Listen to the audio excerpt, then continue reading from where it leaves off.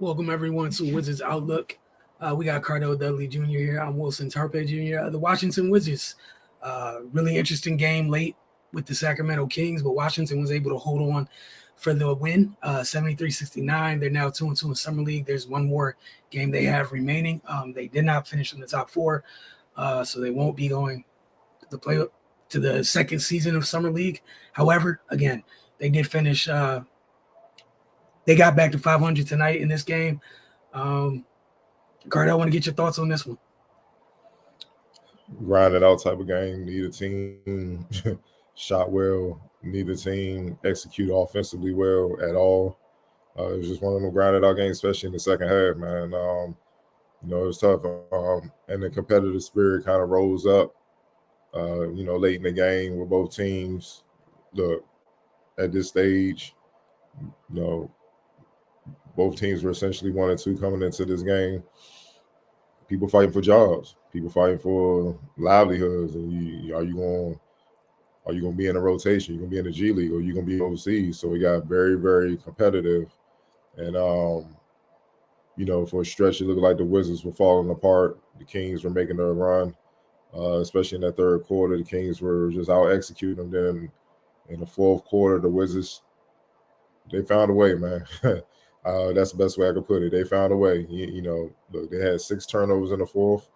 They damn near gave it away, but they found a way. And it was the little things, second chance points, extra possessions, Sarr tipping it out, loose balls where Bud was getting on the floor, making your free throws, which essentially won the game. Huge. The Wizards didn't miss one, 21-21. The Kings, on the other hand, was 13-20, and you lost by 4. It's the little things. And the Wizards, when they had to late in the game, they did the little things better. They found a way. They got stops to hit their free throws, and they had 6 turnovers early, but for the most part, late in the game, they didn't do it. They either got a decent shot, Baldwin hit a huge shot, or they managed to get to the free throw line off a loose ball, fouls, or get into the line or whatnot.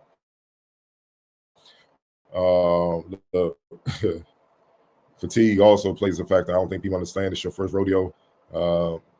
Some league playing NBA minutes, NBA size courts, and all that. I know people want to say there's no excuse, and I'm not making any excuses.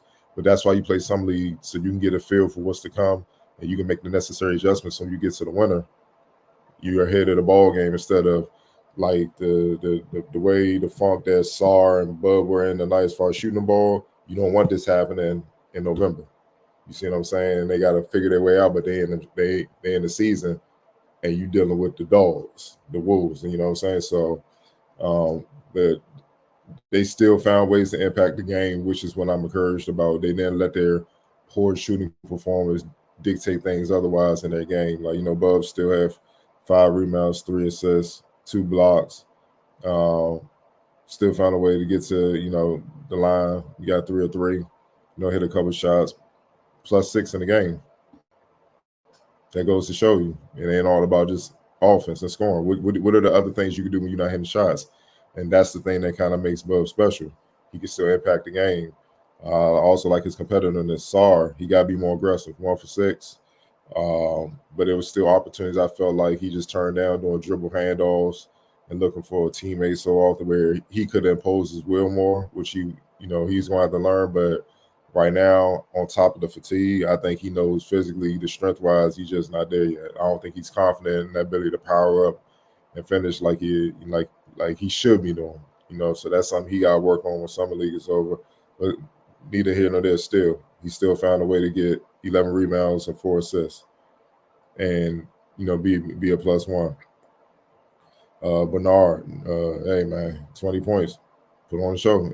These are the type of performances that make front office look at you like, I see something there, and that's how you can keep a job. Kudos to him. I also thought Marquise Noel, Mr. New York City, gave him some key minutes. Especially in that second quarter where they got going, he was huge off the bench. You know what I mean? So, Funk, another one who's been consistent. 12 points. This is probably Champagne's first bad game. You know what I'm saying? 2 points, 1 for 5 or whatnot.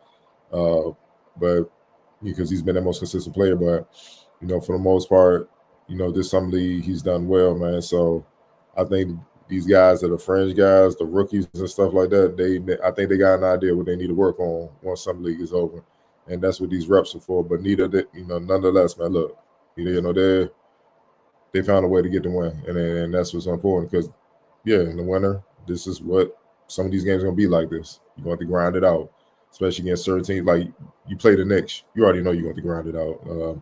Unless they just have a rack of injuries, you're not going to blow them out. You're just going to be a dog fight for 48. So it's good they got a little taste of that because it's going to be there. You know what I'm saying? And it's going to be there with smarter, more talented, more skilled players, more experienced players. So, it's good that they had this, man. But, even on Sacramento side, I thought Timmy had, a decent game. Isaac Jones from Portsmouth, one of the guys I talked about. I was like, yeah, he's going to be on the NBA roster. You see why.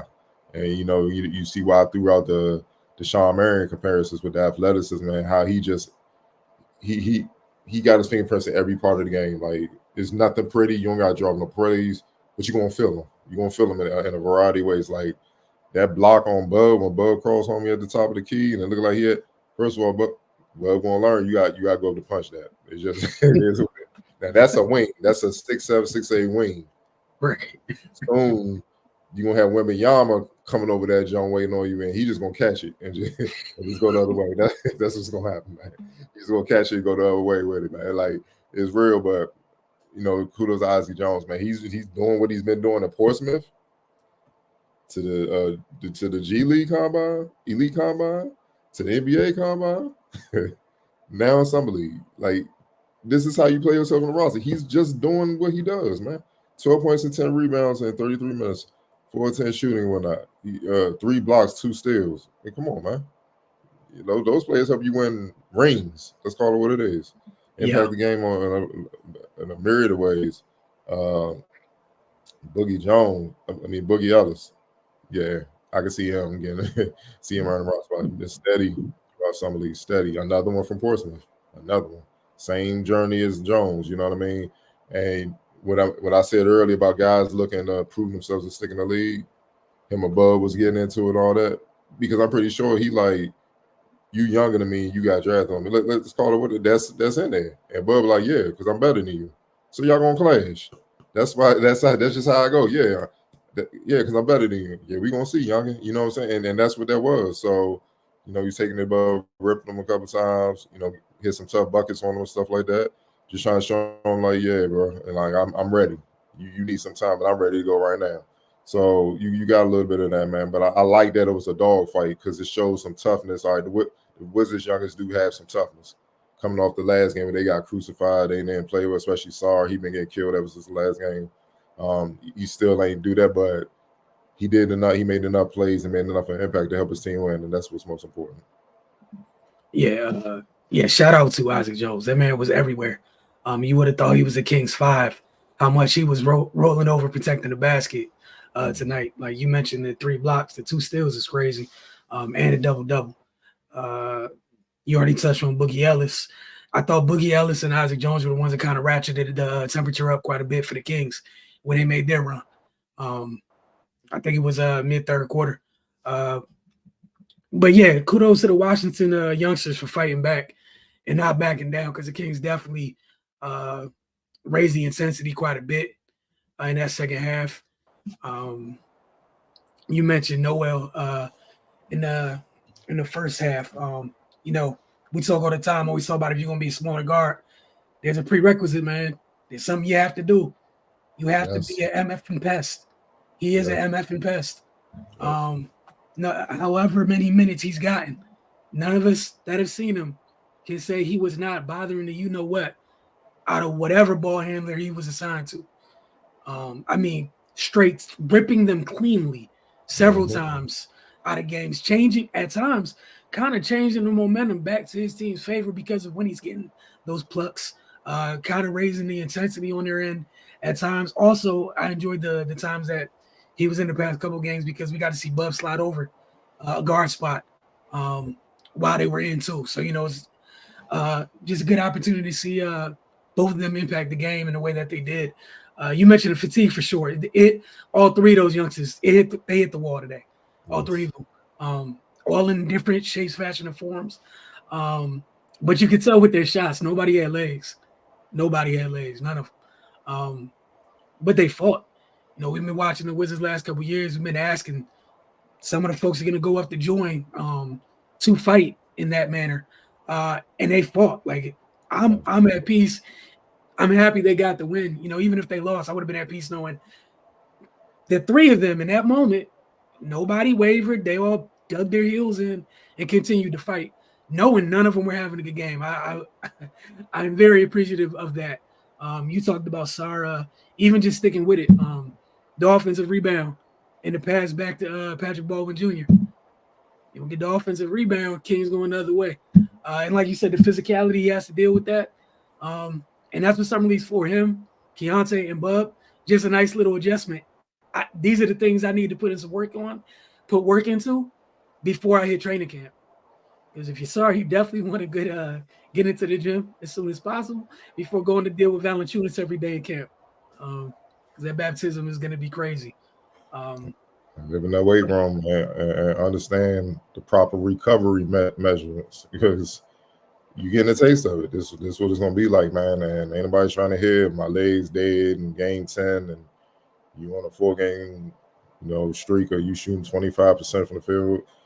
Now I ain't nobody trying to hear that. Next thing you're going to get replaced. It's what they say the NBA stands for, no boys allowed.